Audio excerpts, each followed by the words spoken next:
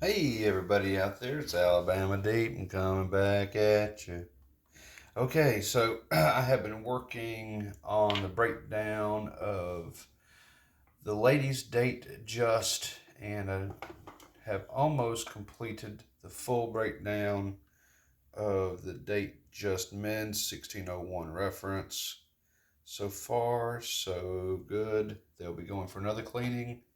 I was at the dollar store the other day and I found myself some perfect little containers. They were $1.25 a piece, and these containers you can just put little things in.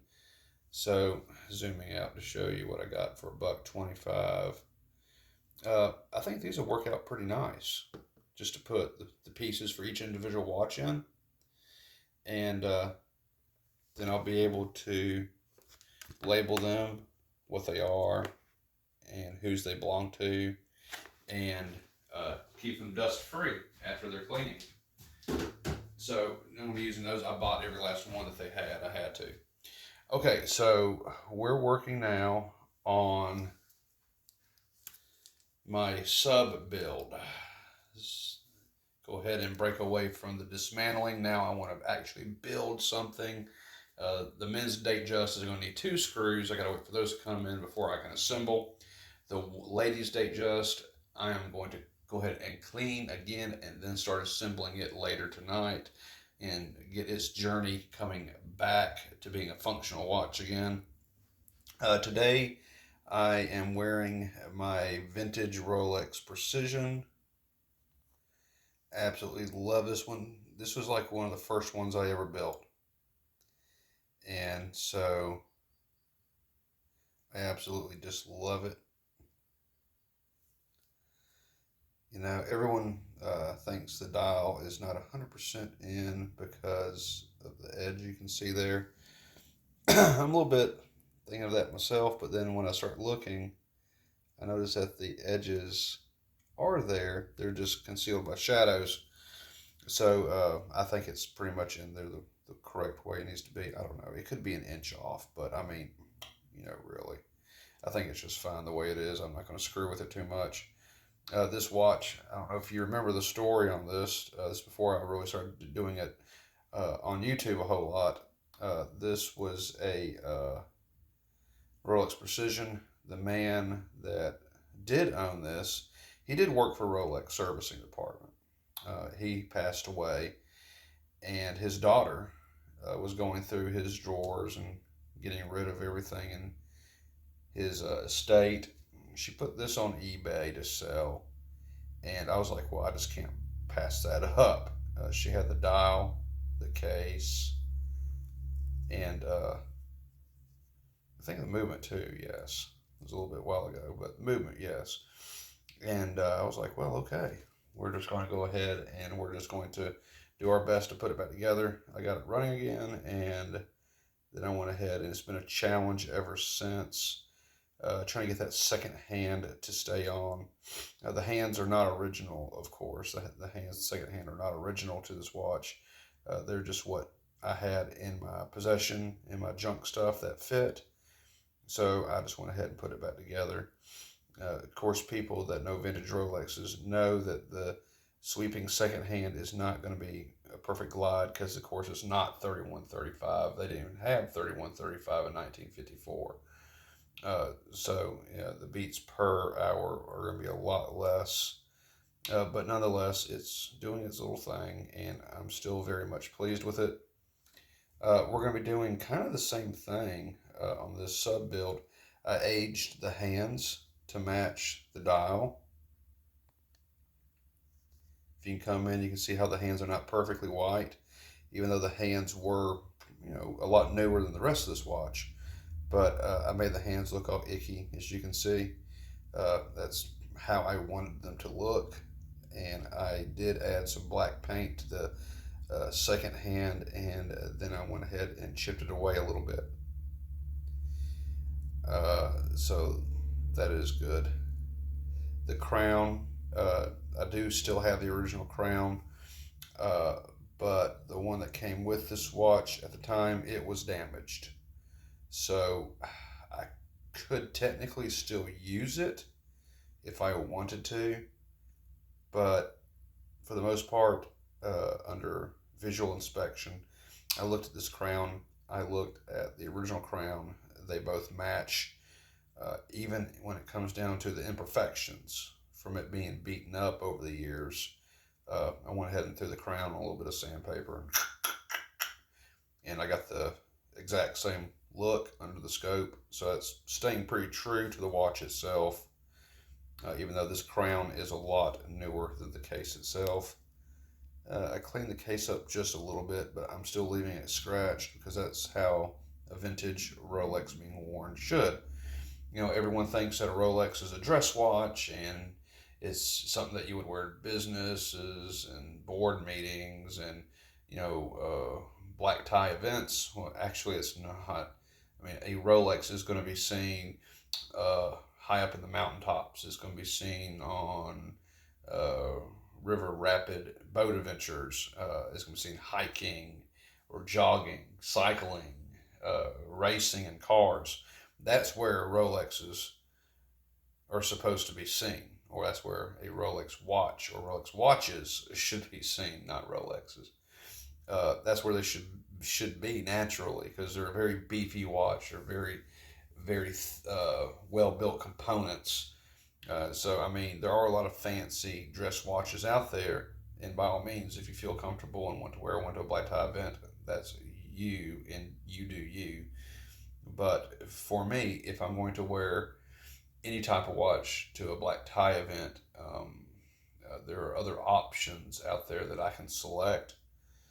But Rolex, they can be, but they're really meant to be out there with all where all the action is. Going down to 32,000 feet or whatever it is.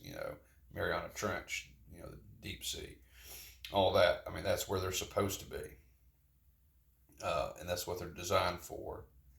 And I don't know who the hell did that. That's just ridiculous. But I'm going to leave it as it is because it looks just fine. So that's what I'm wearing today. And I'm wearing that in honor of building the sub, which I have been waiting on and salivating on and just excited about for months and months and months now.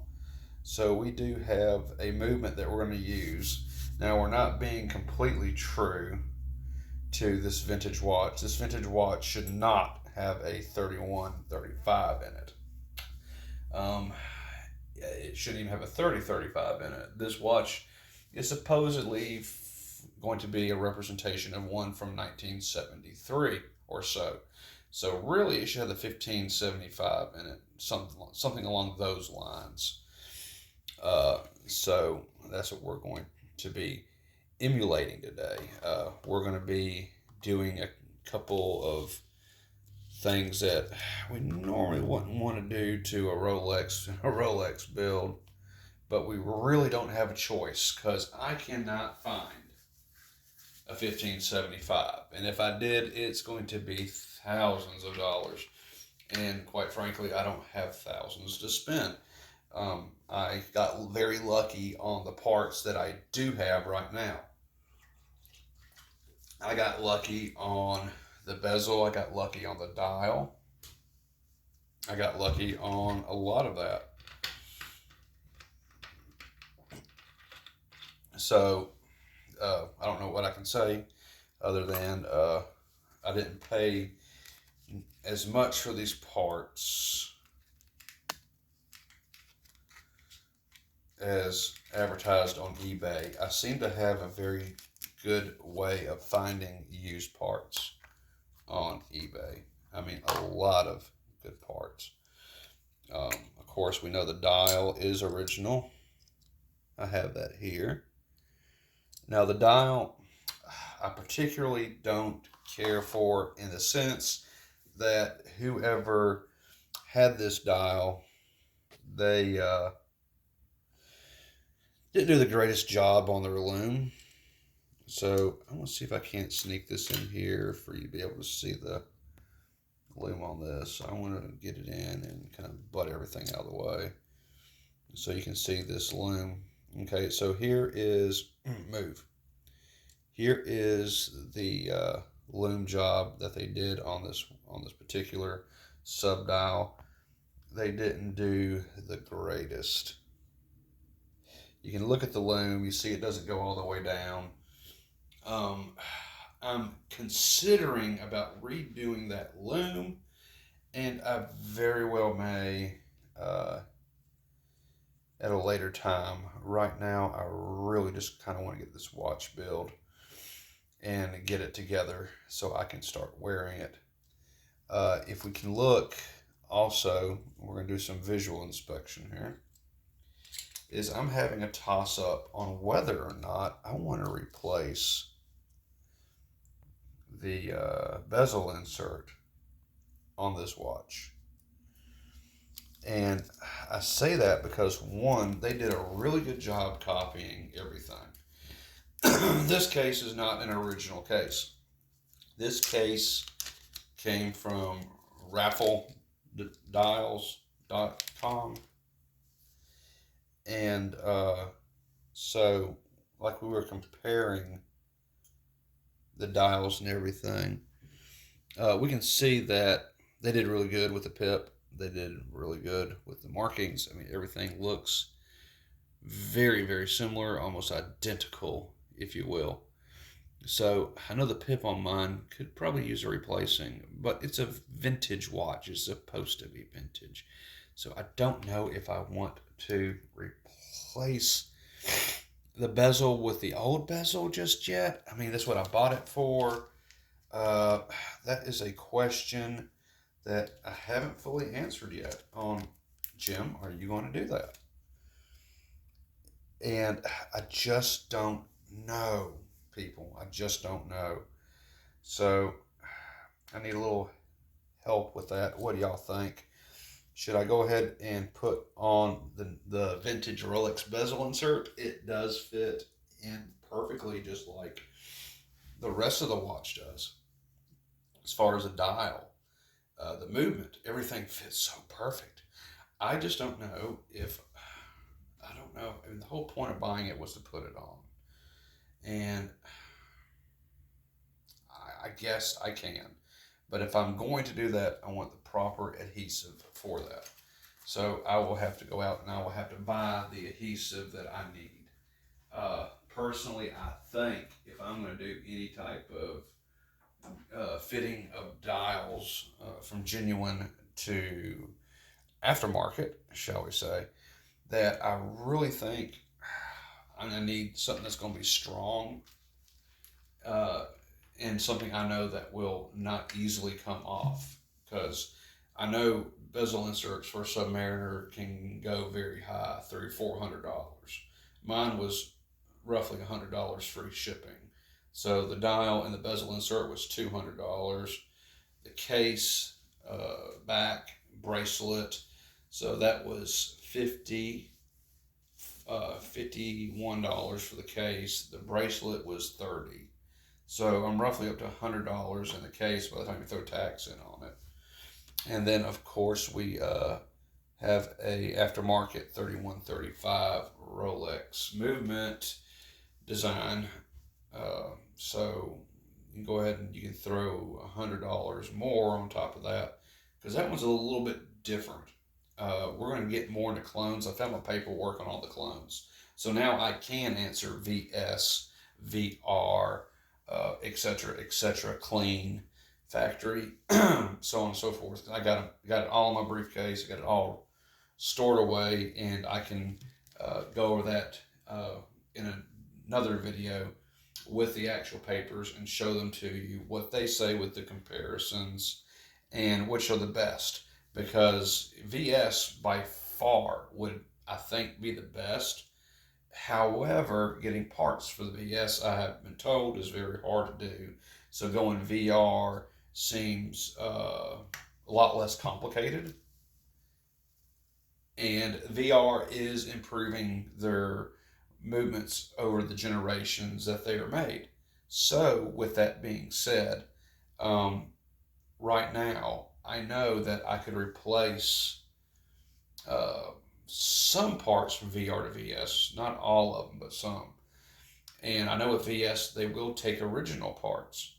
Uh, this one here, I'm going to have to look to see what it actually is. It came from a different supplier, someone different that I normally don't buy from because my person was out at the moment, and I know them directly from China, buy them from them that way, and then they send them to me.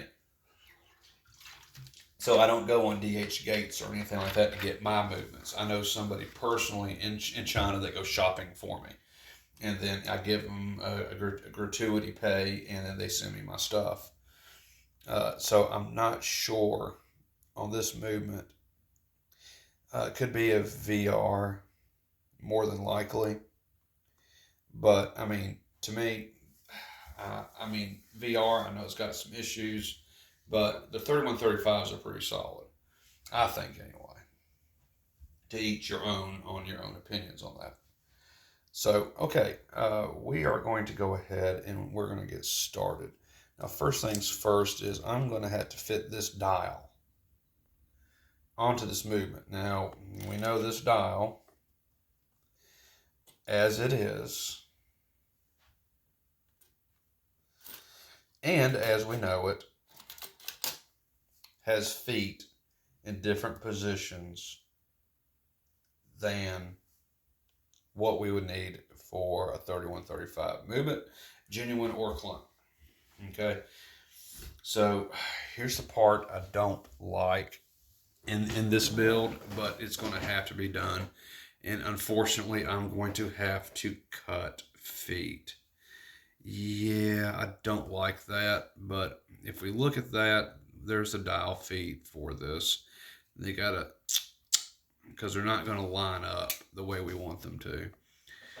So that kind of sucks. I don't like that, but it is what it is. So that's just kind of what we're going to have to do.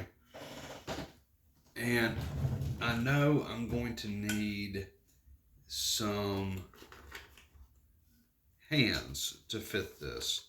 Now, I do have some hands with me. They are on a different build, and I am going to have to borrow, but that's okay. I don't mind borrowing a little bit to get those on. But before we do any of that, we're going to have to get this dial onto this movement, and this is the bittersweet part of it. Oh. And I really, really hate this, by the way.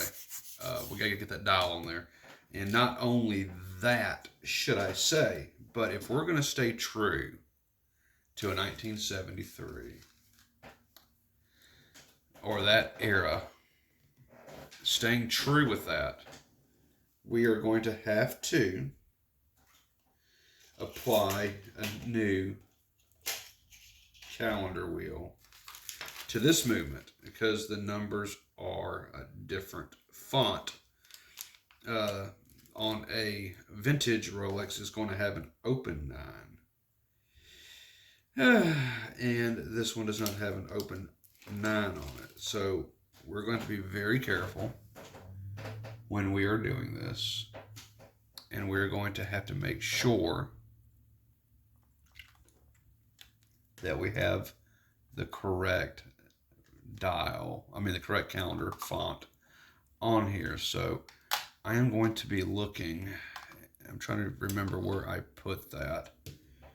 And if I'm not mistaken, I do have it somewhere around here. Let me look. I'm going through my movements.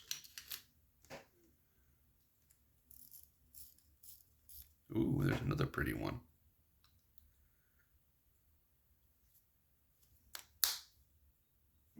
And, just being honest with everybody out there, these movements, I like them. I know some people don't, but I like them. Like I said, it's not a genuine 3135 from Rolex itself, But it is a Rolex design. And being a Rolex design, they did pretty darn well copying it. I mean, they really did. So, you know, there it is. I'm going to go ahead and just say that uh, it's not as refined as what Rolex is, but I mean, I'm not going to say that they're bad movements because I don't really think they are. They had issues when they were developing them, of course. Who doesn't? When you're coming out with something that you've created, you know. So yeah.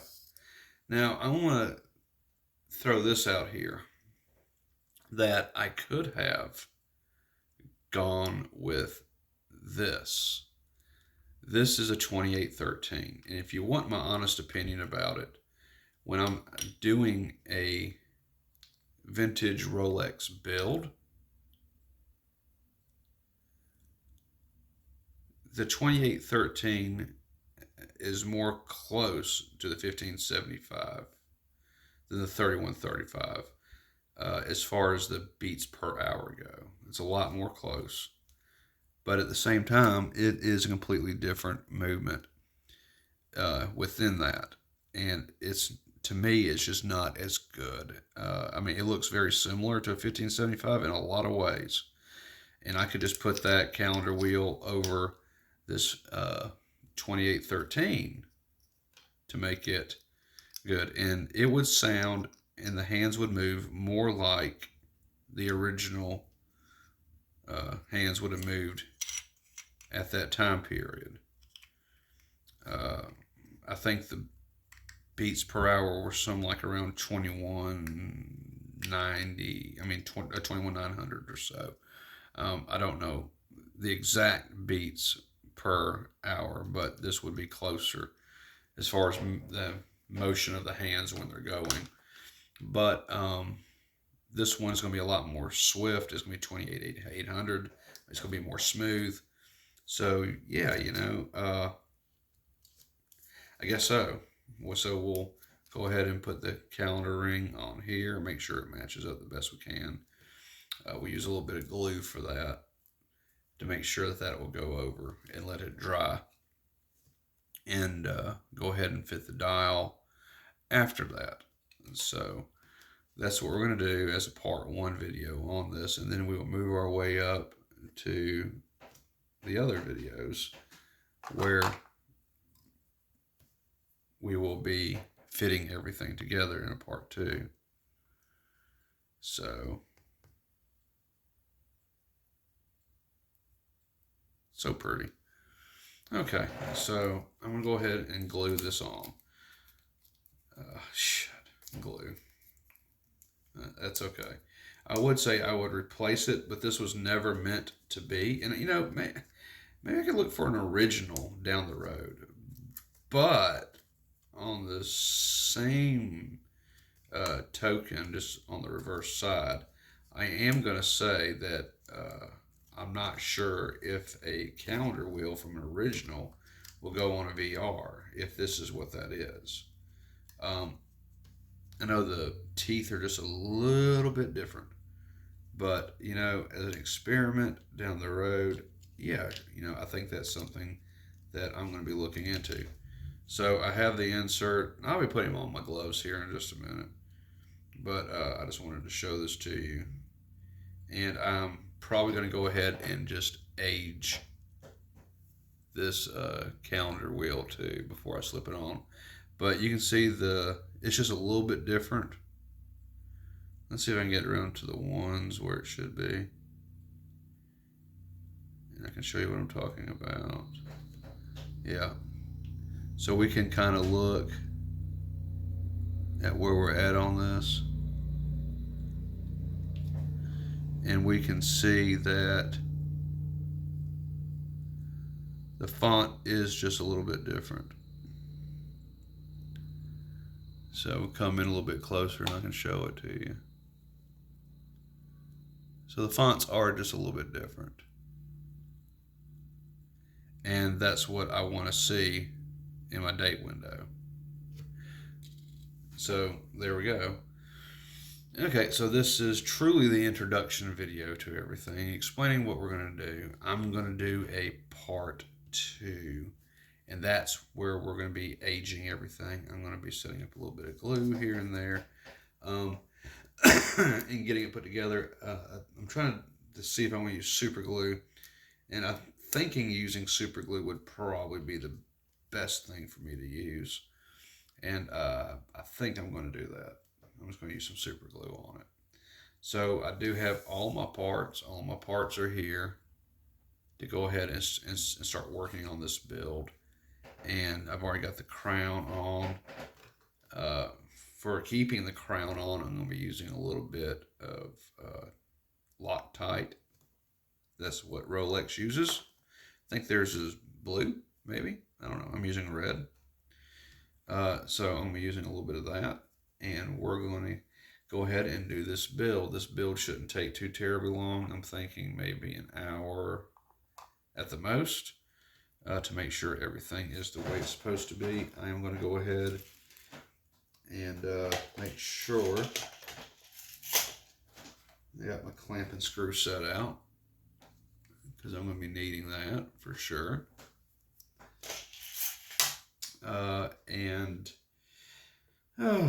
I guess I can go ahead and gather everything I need, because for aging of the hands, this is what I'm going to suggest.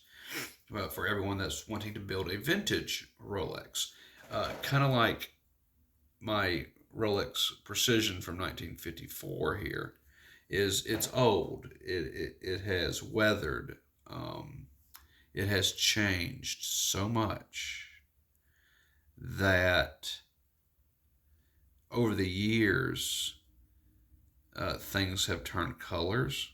Things look a little rougher than what they did in pristine condition coming from the factory. People have worn them. They're used. And the patina that forms on these vintage watches cannot be reproduced. And with that being said, it's very hard to fake patina. However, when it comes to things that are solid white, that have aged gracefully over the years, you can fake that patina. You can fake that age. And how am I going to do that? Well, there's a lot of different ways that you can. People use tea. People use coffee. A lot of people will use a worn down brown or golden paint, and they'll dilute it to the point to where it's just a light stain on the parts that they're trying to age. And for me, I have found the best way to do that is by using coffee. So I'm going to stain my calendar wheel and hands using coffee.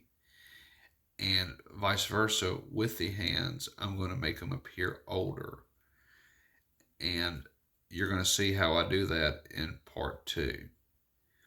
Because that's one of the most important things, is if you have, and let's say you go online, on eBay like I do, and you come across a old Rolex, and it's not all the way there. I mean, people have scrapped the gold case, and so they sold that off for gold, and the movement's still there, and the dial's still there with the hand still on it. So this poor little watch has been ripped away from its case, its home that it was born with, back when it was made by Rolex. And to me, when I see something like that on eBay, it's screaming for help to be put back into use. Because these watches, they work very hard. They're designed to do that. They have a job to do. And for me, seeing a vintage Rolex where its case has been scrapped for gold, well, one, I see it as an abomination. But more so than that, it is a watch that needs help. because it needs to return to its job it was doing beforehand. And it's just very sad to see any vintage Rolex or any vintage watch destroyed just for monetary gain of $300 or $400 for the case. It's worth much more as a watch itself, in my opinion, than anything else. But I've seen people part Rolexes out that don't run anymore. They don't want to put the money into them. Family heirlooms, grandpa's watch up for sale. It's all for sale. And the mentality that we have today in this world, which I do not like. Everything's a toss away society, and I don't agree with that. So anyway, when I see one of these watches on eBay for sale, it's screaming out for help, and so I'm putting it into a case so it can be worn and be used. And not only that, I'm not using a vintage Rolex case, even though I know I could. There's more than one or two on eBay. There's a couple I do have my eye on. And I see them, but at the same time, I can't guarantee that they won't have water intrusion. And so I want to protect that movement the best I can. So I buy a new case, something I know for a fact cannot have any form of water intrusion in it, even after I test it. And so with that, I put that on my watch. It's a money thing too. I can't really afford a a $2,000 movement plus $100, $200 dial, all that money. So I just really can't. So I have to do with what I can get. And as time goes on, I add those parts to it until it is all original. And that's kind of the story with this watch. It started out, even though all the pieces were there, I did have to replace a few things on the movement. And so when I did that, they were aftermarket. So it's, Rolex wasn't like that. And I don't like that. But over time, I did find the parts. I put them on here. Now it's all original again. The best it can be, minus the crown, because this crown is not from Rolex, it's aftermarket. But I have the original crown saved. So, anyway, that's just kind of where this watch stands. And I'll wear it for a good while like this. And if I come across a 1575 I can get real cheap and reassemble and buy it, I'll do it. It got real close last week and that one got away. So anyway, let's go ahead. Let's end part one here because I know it's really hard for me and my camera right now to upload these videos. It's just wanting to be a pain in the neck. So I'm going to have to do these in shorter installments, 30 minutes and less, till I can figure out, hey, what's going on with my uploads. But for right now, this is what we have. This is what we're going to do. I'm going to get everything together to age it. And then we're going to proceed with the build. And at the very end, after I think part 3, we should have a final product to show. And something that I can go ahead and wear on my wrist tomorrow to work. So, okay, guys and gals, thank you for watching this first installment of the plans of what we're going to be doing. We are going past 30 minutes at this point, at 33, 34. So let's go ahead and cut it now. We will be coming back with a part 2. Part 2 is going to be the aging of the parts and placement of the parts and fitting it properly for this vintage Submariner build. And you be the judge at the end. How close are we to it being deemed as viewably authentic and correct? Find out at the end of part 3. Let's go ahead and upload this one and start part 2. And I'll be right back after this upload.